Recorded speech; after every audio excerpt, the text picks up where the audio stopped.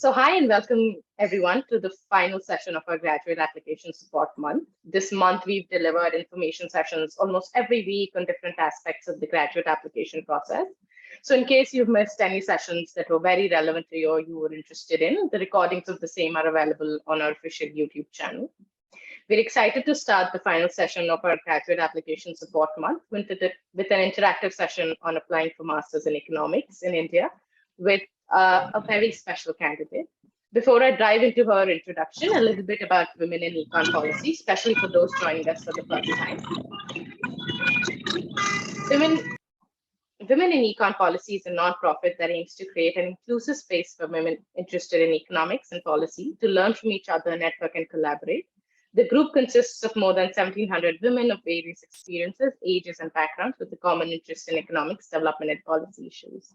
Please visit our website, www.womeninineconpolicy.com, or any of the social media pages for more information and to stay updated on the group's activities.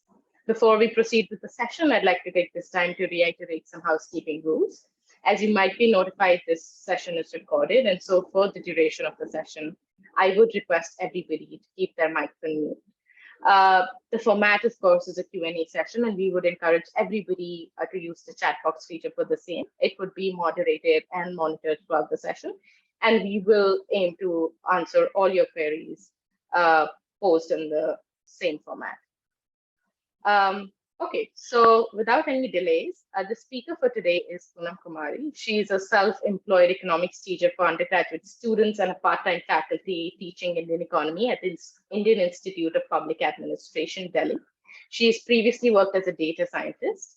Poonam did her master's in quantitative economics from Indian Statistical Institute, Delhi, and earned her undergraduate degree in economics from Sri Ram College of Commerce, Delhi.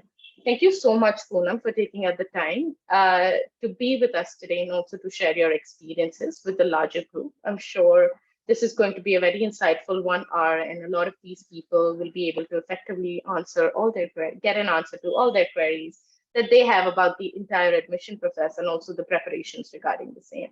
So over to you. Yeah. Thank you so much. Thank you so much for such a lovely introduction. I'm so happy to be, invited as a speaker here for WIEP. I just got to know about WIEP recently, and come on, man, it's a huge and great initiative to encourage the, parity between the two genders here in econ and policy. So really appreciate the effort from your side. Yeah, so without delaying the details much, I would like to begin our session. So just give me a thumbs up if you guys are able to see the screen properly. Yeah, I think your screen is visible. Okay, all right. So the session is going to be on applying to master's programs to economics, specifically in India.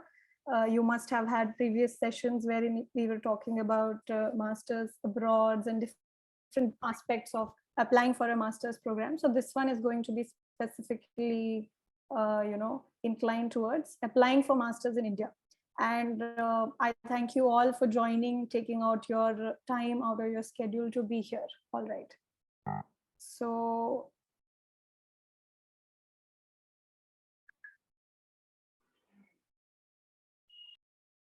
all right.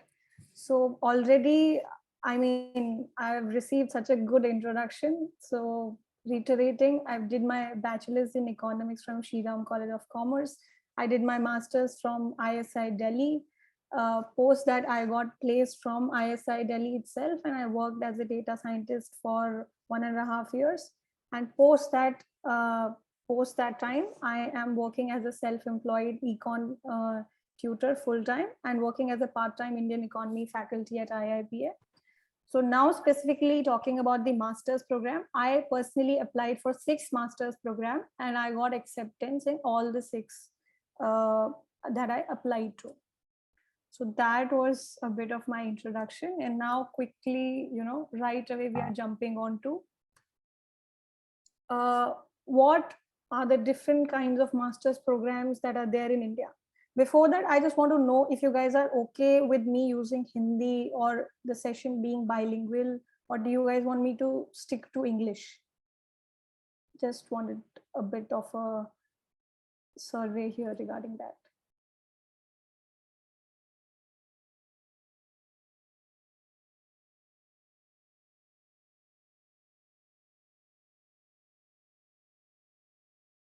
I think it'll be okay if we can do a heavy reliance on English, because we also have people joining in from all of the country, like All right. from different states. So their comfort with Hindi might not be that great. Okay. All right. I'll keep that in mind. So I'm not sure why the screen is behaving erratically.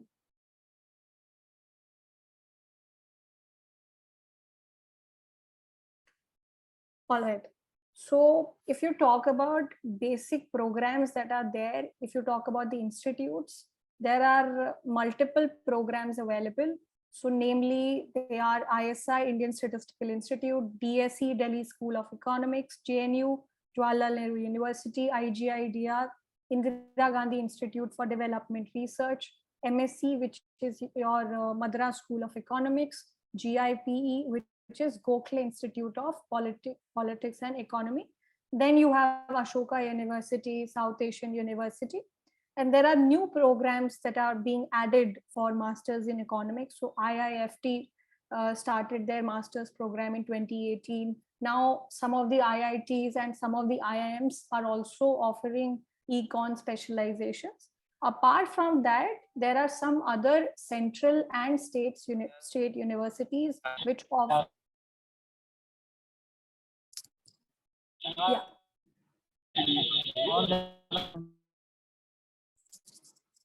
Is someone trying to say something? Yeah, no, you can just carry on. I've muted them, so don't worry. Yeah. All right. So apart from that, there are some central and state universities as well, which offer masters in econ. So University of Hyderabad, Calcutta University, Ambedkar University, which is a state university in Delhi, Jamia Millia Islamia.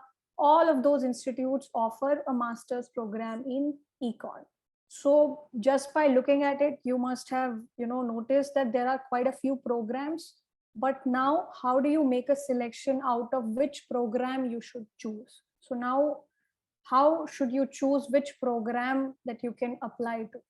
So there are a few things that you have to keep in mind. So let's say you did your bachelor's in econ, or you didn't do your bachelor's in econ.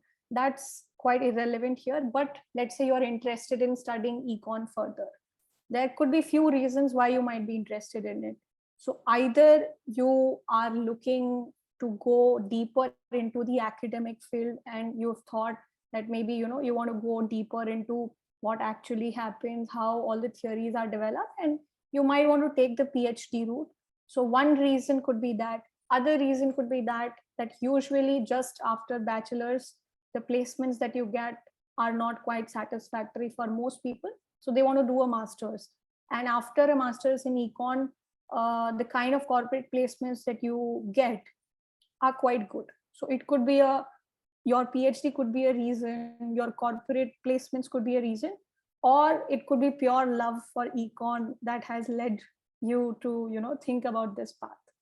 So sabse pehle, before you choose, you should think about what your priority is and what is the reason why you want to go for a econ program.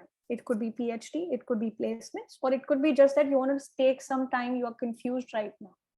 So if I talk about PhD placements, so ISI and DSE, they have quite good placement records. If you especially want to take a PhD from a good foreign university, many of the students from ISI and DSE get good placements to good foreign universities for PhD program. So these options are available. Apart from that, let's say if you're looking for a little bit of a lesser mathematical course, you could opt for JNU. From there also people get placed to good foreign universities for placement for PhD placements. Apart from that, let's say if you're planning to do your PhD in India only, all the institutes that we've talked about, you're good to go. You can pick up any of the program, and you'll be able to get a good PhD placements from there. So that is it about PhD. Apart from that, if you have specific goals that, okay, this is the reason why I'm joining this program, and you're clear that you want to jump into the corporate sector, then you can think about DSE. There, the variety of companies that are there are quite good. So you get multiple profiles that you can choose from. ISI placements are also very good. However, since the batch size is small and the number of students are quite low, so because of that, the variety of company that you get to see are limited. So you can think about that aspect. If you are looking at JNU, JNU is not quite popular regarding placements. So MSc, Madras School of Economics, that has good placement record. So you can think about these aspects. So whichever program that you're looking at, look at what kind of placements do people get, both for PhD or for corporate placement. Apart from that, you should also look at what kind of the rigor is there for the program. So let's say if you're someone who's not very comfortable with doing abstract maths meaning doing real analysis, set theory, relations, so all the theoretical aspects of mathematics, if you're not quite comfortable with that, you might once you join a program, you might have some trouble in a pure mathematical course. And by now, if you've done your bachelor's in economics, you know that mathematics and econs are like twin sisters, and they cannot stay away from each other.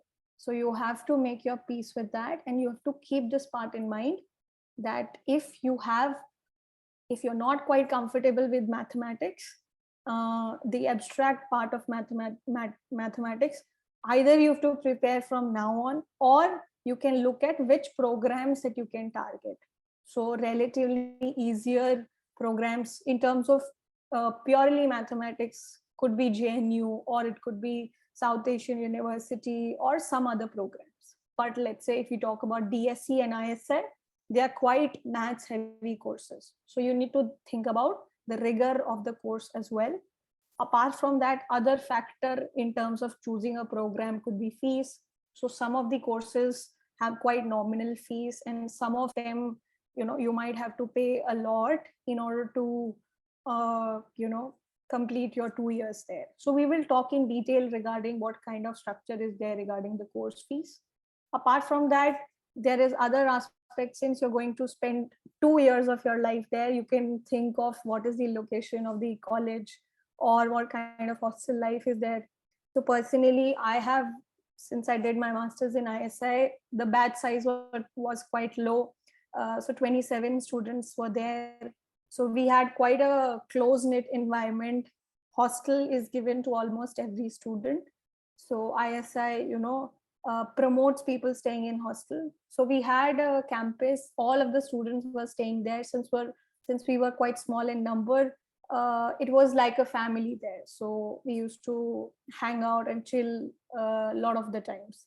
But there could be places wherein, since the batch size is big, you might not be able to interact that much, or because of lack of hostel facilities, you might have to make your living arrangements here and there. So these could be some other factors. So if I want to summarize, so you just need to first look at what is your objective. Do you want to go into corporate or PhD side, or maybe you just want to buy some time and think about, or maybe you want to keep all your options open. So you need to be clear about your objective. Before deciding any program, kindly look at what kind of placements people have had for PhD and corporate from those programs that you're trying to target for yourself. Apart from that, I want to reiterate this point once again. Kindly please go through the rigor of the course that is there. Trust me, I have some of my friends who used to, so initially before getting admission, people think that okay, we'll be able to manage, but I'm sure so people who did their masters would agree with me that it's quite mathematical. Many of the time the course get quite mathematical, and if you're not comfortable with mathematics, you need to pay good amount of attention to that. So kindly do not take this lightly, that even after joining a program, let's say at ISI or DSC, almost every course is going to have a bit of a mathematical aspect. So if you are someone who's struggling with mathematics, maybe you can choose a program which is suitable according to your needs. Or maybe since you started preparing, you can start preparing for mathematics courses as well. Okay. So that point I want to, again and again point out.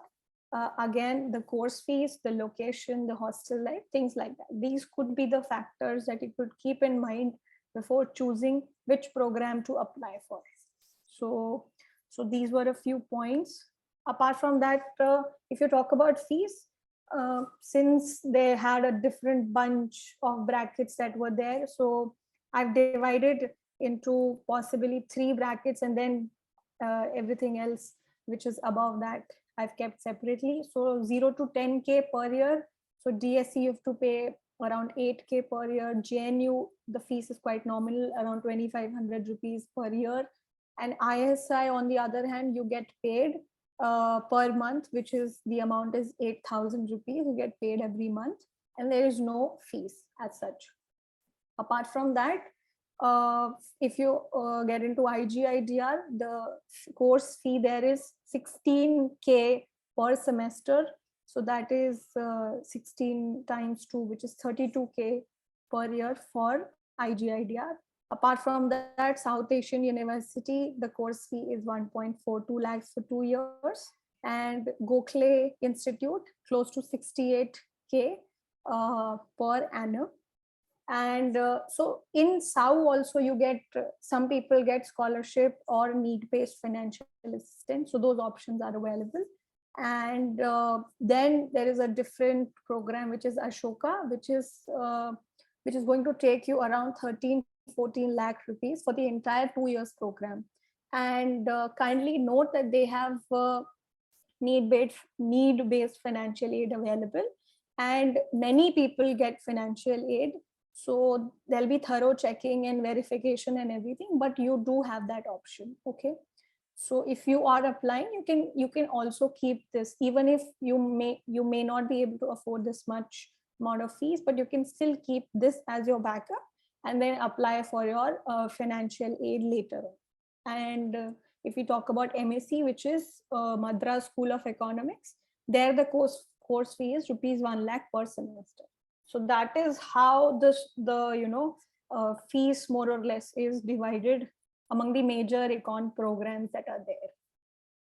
So now we come to so once we've decided which programs do we want to go to based on different criteria, now we want to get ready with how do we prepare for our exam. So if you look closely, if you keep all 7, 8, 9, 10 programs that are there, they could be broadly divided into 3 categories. So what kind of paper that you're going to have? So 3 categories, 3 main categories could be: the paper is MCQ and subjective based.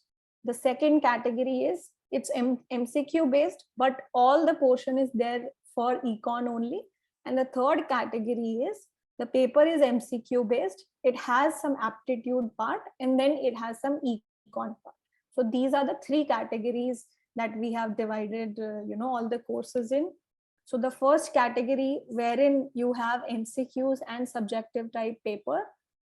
So ISI for a span of 2 years, they did the entire paper as objective. So I was among the batch wherein they had all the objective, all the MCQ type question, but later on they switched. One part is MCQ and one part is subjective type paper, wherein you get questions from mathematics, statistics, microeconomics, and macroeconomics. So that is one category wherein you have subjective paper also. The second category, entirely based on econ. So Delhi School of Economics paper, it is entirely based on econ related questions, and it's an MCQ based paper. So you have questions from mathematics, statistics, micro, macro, economics. So all undergraduate level material is there. And apart from that, so wherever I've marked star, that means the entrance is quite mathematical in nature. So you might have to do a lot of solving. So the questions are not like, okay, Adam Smith wrote dash dash dash book. So the questions are not going to be like this. There is going to be a lot of solving, a lot of problem solving that is going to be there. So both ISI and DSE, they are quite math and calculation heavy entrances. And the second program in this second category is South Asian University.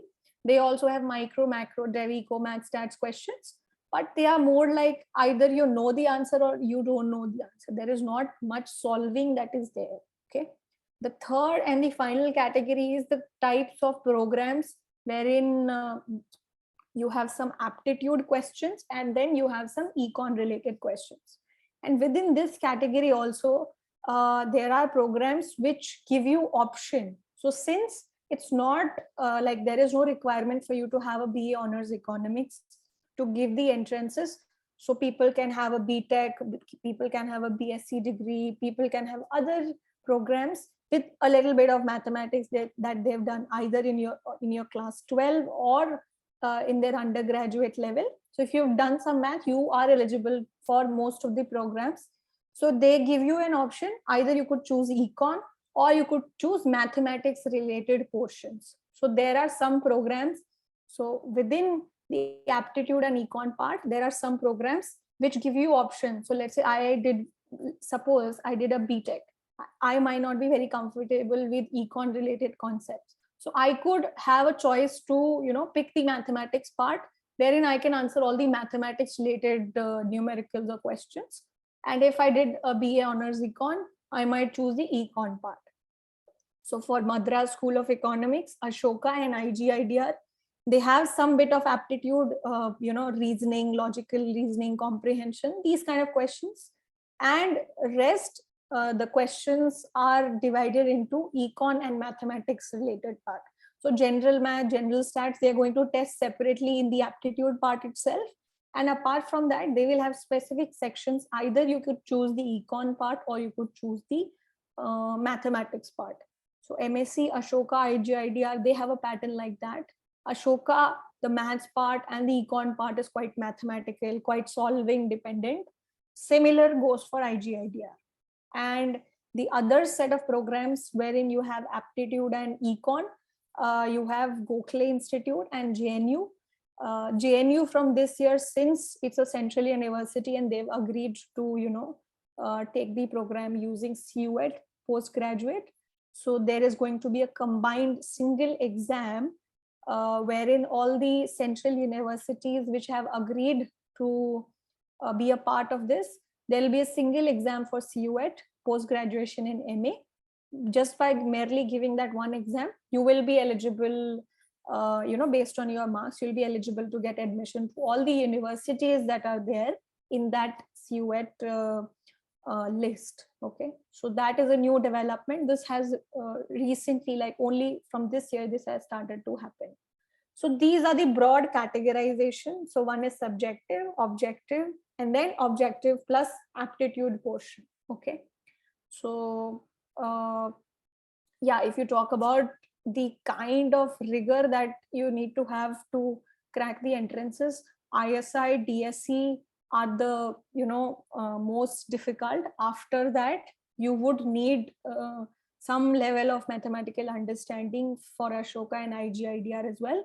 And generally, you would need to have basic understanding of all the econ related concepts for almost all the entrances that are there. So despite you having a BTech degree or any other degree or BA economics degree, you need to have some sort of understanding of econ related concepts. So the programs that we have discussed that give you a choice between econ and math, there you might be able to get away with the fact that you haven't done econ and you will study in your master program. But the number of courses which have that option is quite limited. So only MSc, Ashoka and IGIDR. So even if you are from eco background, that is obviously a good position to be in. And even if you're someone who has not done econ, you need to have some understanding of econ related concepts, because otherwise You will not be able to appear or comfortably give papers for almost all the entrances that are there. So this was a broad categorization regarding the entrance exams or the kind of entrance exams that are there. Now, what does the timeline look like? When does the application process begin? So mostly for all the programs, the application process begins March, April, May. The forms start to appear online, and then you can fill the forms. Only Ashoka has their application form, which is launched quite early in December. So for Ashoka, the application forms are released in December. For all rest of them, March, April, May. So a good idea would be to keep a list of the colleges that you want to apply to, and then keep a track of like regularly keep visiting the websites. So mostly the usual timings are after March, the forms are usually released for almost every program. Ashoka is an exception. They start the application process in December itself. Most of the entrances are going to be in May, June, and July. With the COVID, like if COVID happens again, there might be some changes and the exam date going here and there. But if everything ceteris paribus, if everything is assumed constant, this is going to be the usual timings that are there. So May, June, and July. And apart from that, there are a few programs which take interviews also. So ISI takes interview. Their interviews are based quite heavily on so they ask you question and you have to answer the question and explain that on a board in front of an interview panel. So they give you a question, you have to solve that question in front of the panel. Apart from that, in IGIDR and Ashoka, you have personal interviews. So they'll ask you your general understanding of econ. They might ask you to do some stats, econ related questions right there in front of them. And so general personal interview kind of situation could be there for IGIDR or Ashoka. So the preparation does not need to be very different for the interview part. For ISI, whatever preparation that you're going to do for your entrances, it's going to be the same.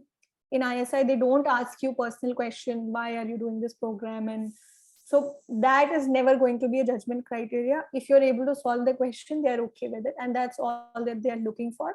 Apart from that, IGIDR and Ashoka, they might ask you some personal, your reasoning for choosing the program and questions like that. So these are the major 3 programs like out of the list that I have mentioned that have interview. And and most of the interviews are also conducted in July, June, August. So like quite recently, 2nd August, yesterday only IGIDR had their interview. So this is going to be the timeline. Only Ashoka, you start to plan in December only. Rest of them start keeping an eye on the forms from March, April. It's like from March, you start keeping an eye on the forms. They will mostly be out slowly they'll start getting out. So March could be the starting of the release of the forms. All right. So now a few tips that I have personally used in my preparation journey. People have different strategies, but some of the things that I'm going to talk about here right now, they are more or less universal, that every person who has cracked it, or anyone who has been to one of the master's programs that I've listed, they'll tell you the same. So these are all the points that I have taken from my preparation journey. People might have different ideas as well. So these are the things that work for me.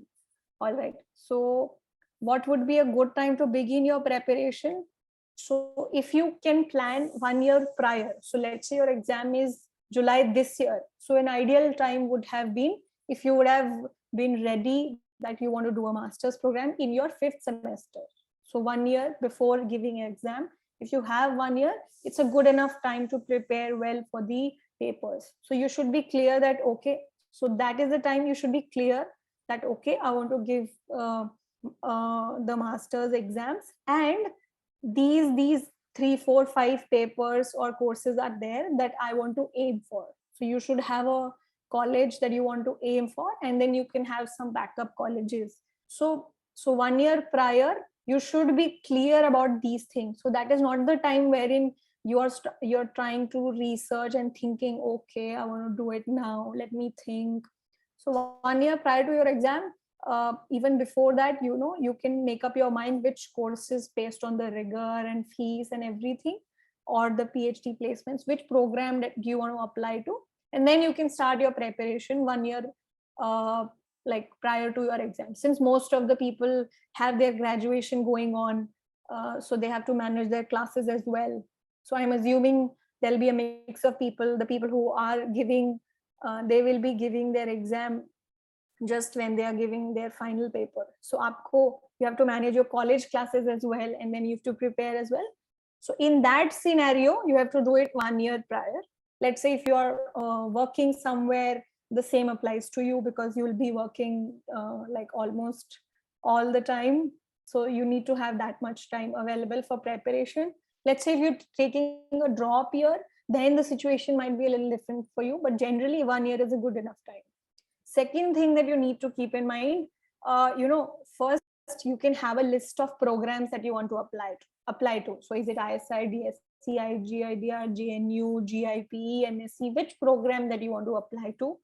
So you can think about your top choice, and then you can have two, three, four more programs that you want to keep as your backup, because there are high chances that you might not be able to get to your top choices, since the seats are very limited. So you can make your bifurcation, and the ultimate tool that you're going to have with you is your past year papers. So past year papers, please kindly thoroughly look at them, pick out the pattern, pick out the level of questions that they are going to ask you. Is it going to be too mathematical? What is the level that they're asking it at? How much preparation or how much confident do you feel? So past year papers is going to be your Bible or Gita or Mahabharata or Quran, whatever you want to say it, for your preparation strategy. So you have to do at least 10-year past year papers for, let's say, top 2 3 choices of colleges that you have. Kindly do at least 10-year past year papers. Just look through them before even beginning your preparation. You should have an idea of what is the demon that you're trying to fight.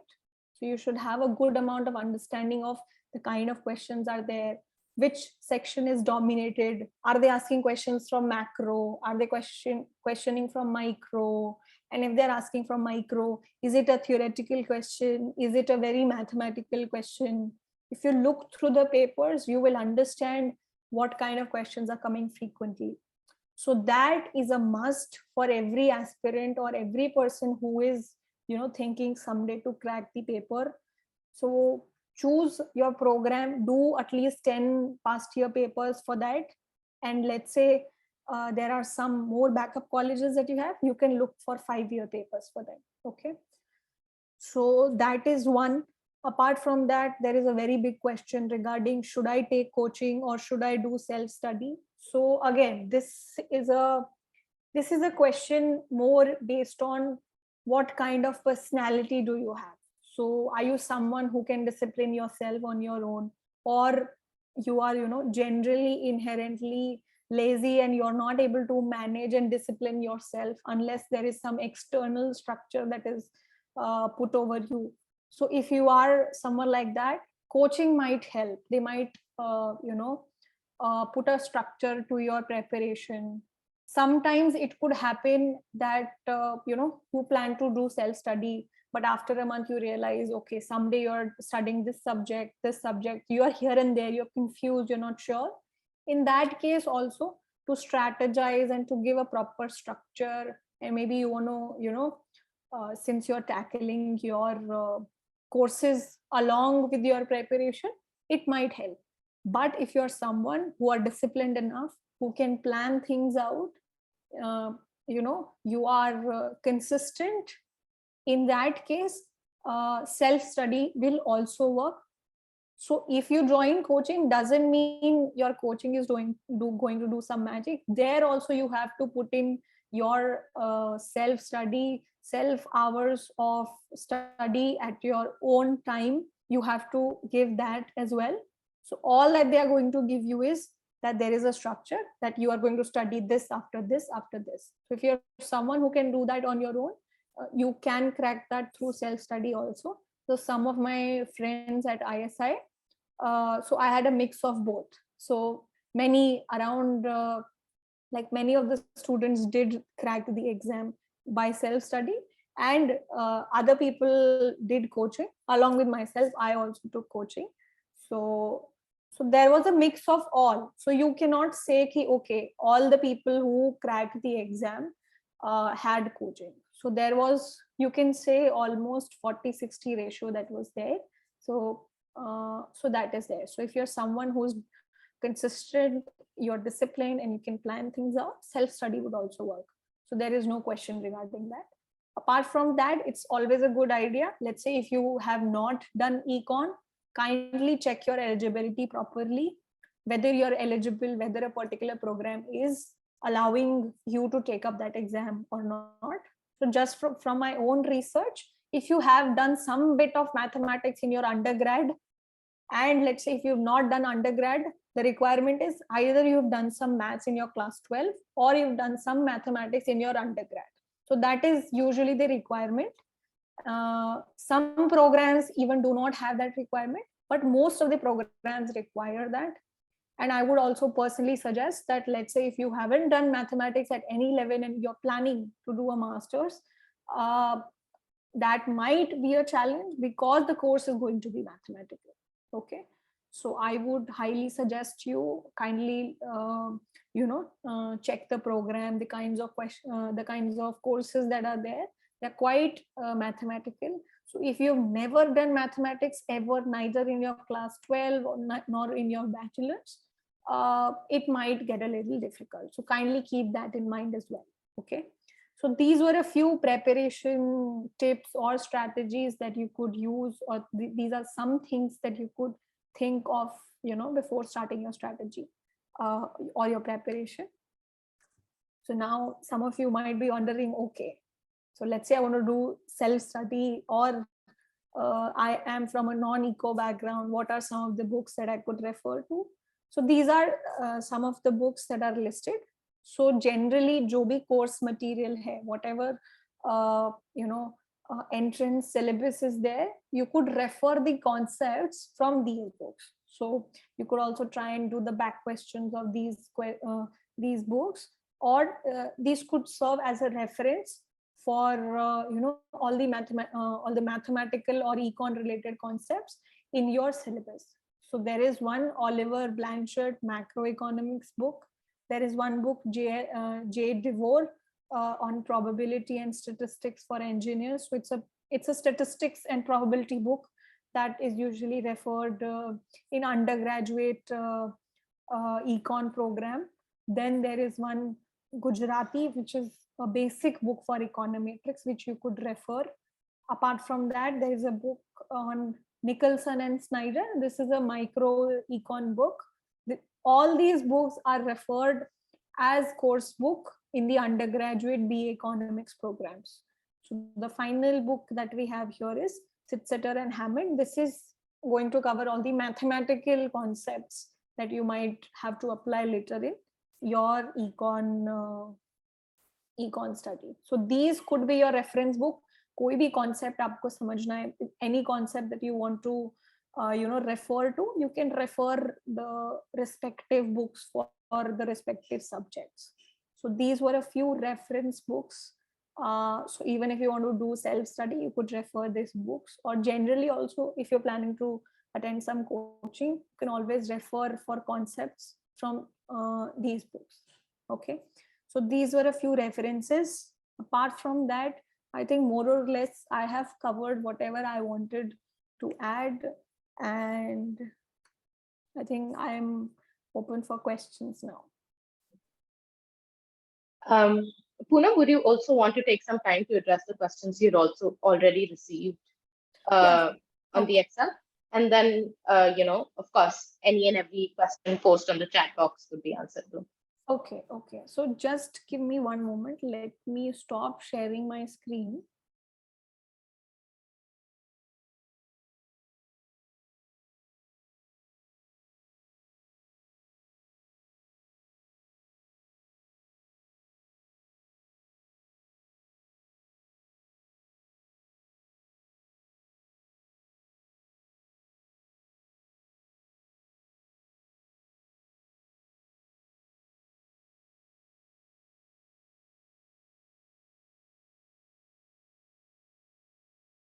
Yeah, so firstly, yeah. So firstly, I am glad there were so many questions. Uh, so thank you so much for sending in the questions. Some of the questions were, quite tricky.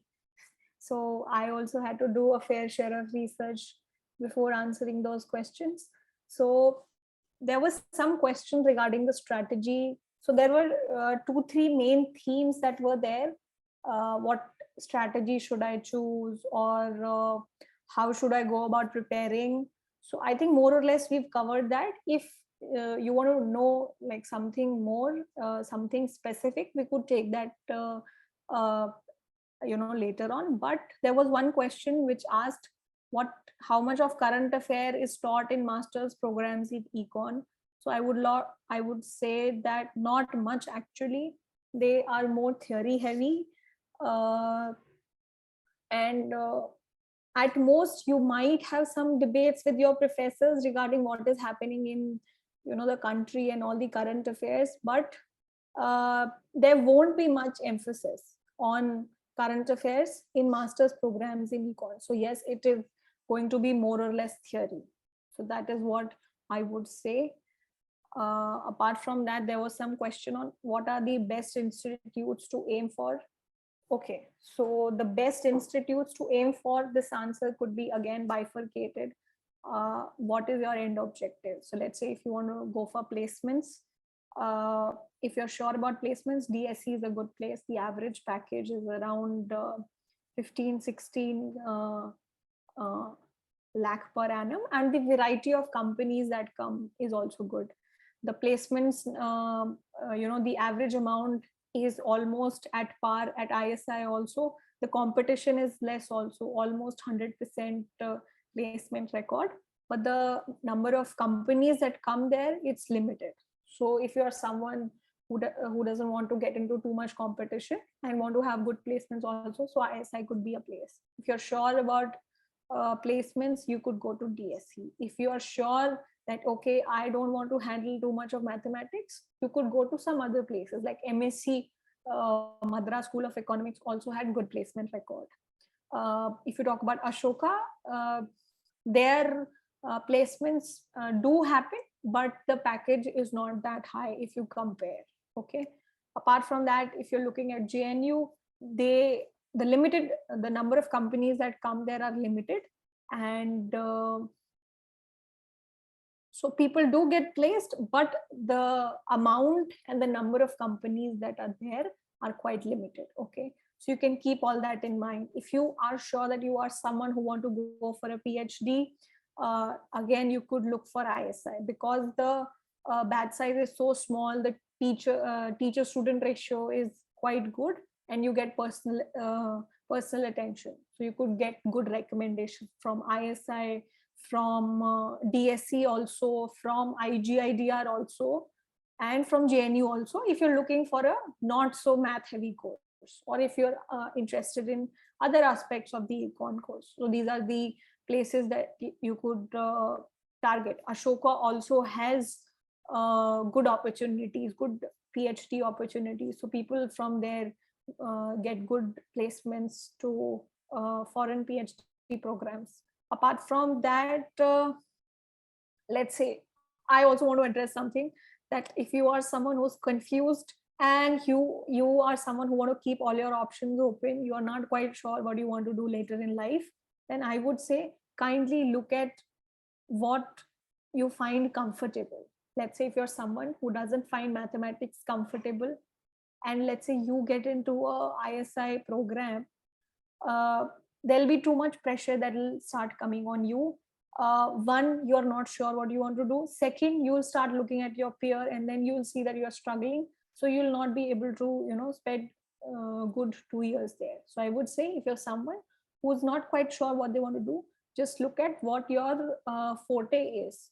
Where do you perform well, in what kind of situation you perform well, and choose the program accordingly.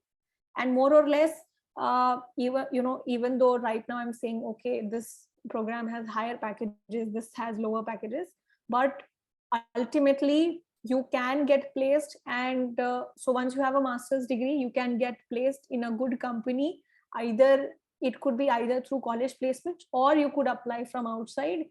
You might see a initial difference in terms of pay, but after 1, 2, 3 years, it's all going to be about skills. So you don't need to take too much of a pressure. Okay, so ultimately everything is going to be normalized after a period of 3, 4 years. Everything will be entirely dependent on how skilled you are, and uh, how you are able to perform, and apart from your technical knowledge, how good are your soft skills. So irrespective of the kind of program that you get into, you don't need to worry about placements. So after a master in econ, you get good placements. Okay, initially you might have some challenges in order to first grab a job, and then later on things are going to be better. Okay, so that is one. Apart from that, there was one question on how is masters in economics better than a MBA specializing in econ.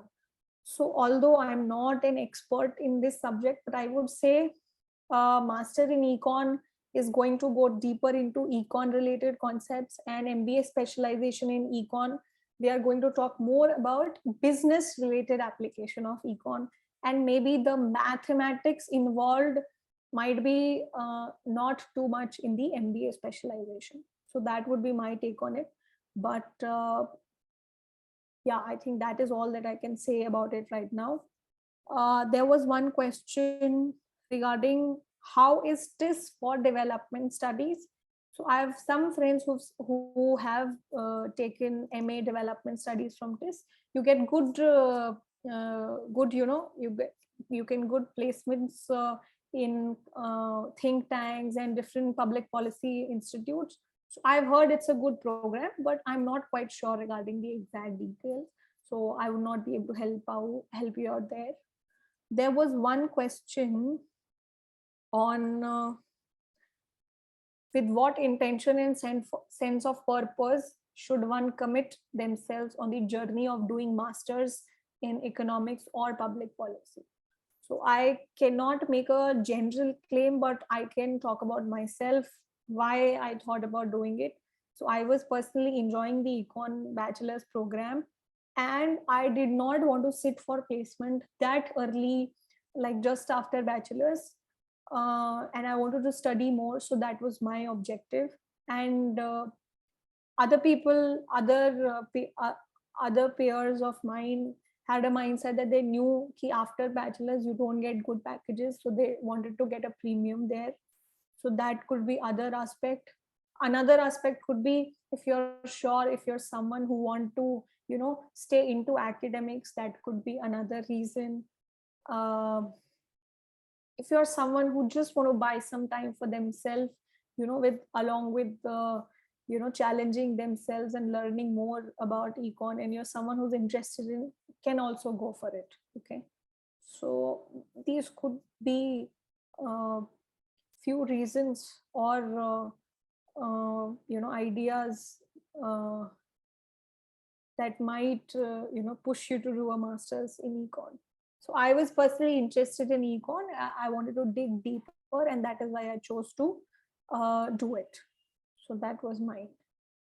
Apart from that, there is one very interesting question: which universities does MA economics to people who don't have mathematics in class 12 but you have pursued BA economics? So most of the universities allow you, like, you are eligible to give the exam if you've done a BA economics. So what they're expecting you, either you've done some sort of math in class 12, or at a higher level. So I am assuming since you've done bachelor's in econ, you must have done some mathematical courses there.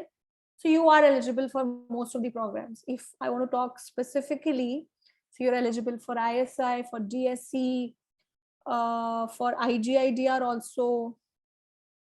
I would say for almost all the programs you are eligible. The only requirement is you should have done mathematics in class 12 or at a higher level. So you will be eligible for that.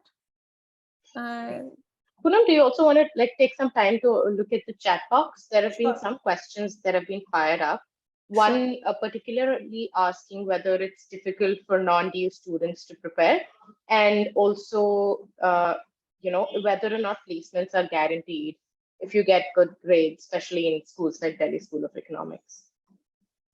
Okay, so I mean, let me start talking about the first one. Is it difficult for non-DU students to prep? So if you're saying non-DU, I'm assuming you have done some bachelor's in like from some other university. So I would say no, like if you do good amount of preparation, if you look at the pattern, it's not that difficult because more or less the course is going to be similar. There might be a few changes, there might be a few differences in your courses, but I would say no. There is not going to be a huge difference between DU and non-DU students. So there is one aspect that that you might feel that is unfair is that for DSC they have a reservation. So 50% of the seats they fill through the merit based way. The second one is 50% of the seats they fill through the entrance way. So 50% of the seats, so people who have done BA honors in economics from Delhi University, and if they've ensured good enough grades, they get admission to DSC from that route. And for other university students, only the entrance route is available. So that might seem a little unfair. But otherwise, if you talk about in terms of the syllabus and all the other differences, I would say they are not quite different. Some there might be changes here and there, but if you look at a program, 3-year program, if you have done your program well, you will be able to crack the exams. So no problems regarding that, I would say. Apart from that, how so so this is regarding placements. Okay, so placements. So one is question: are placements guaranteed after masters if you get good grades, especially DSC? Yes. So I won't say there is a guarantee, but if you've done good in your exams, you have not failed your exams, and you are a decent enough student, you'll be able to get the placements. So almost like everybody who sits for the placements get a placement. But yeah, I have seen cases wherein since placement happened before your final exam, and some people fail in those exams, and then since they have failed in the program, they are not able to join the company. So that are the cases that can happen. But if you've ensured good grades, you'll be able to get placements. Apart from that, how are the placements at IGIDR? I would say, I mean, yes, people do get placed, but again, it's not um, a as like the number of companies that come are not many. Like you cannot see a variety like DSC, but people do get placed. So placement wise, you can get placed from almost all the good programs. So ISI, DSC, IGIDR, JNU, these are considered to be the programs to aim for.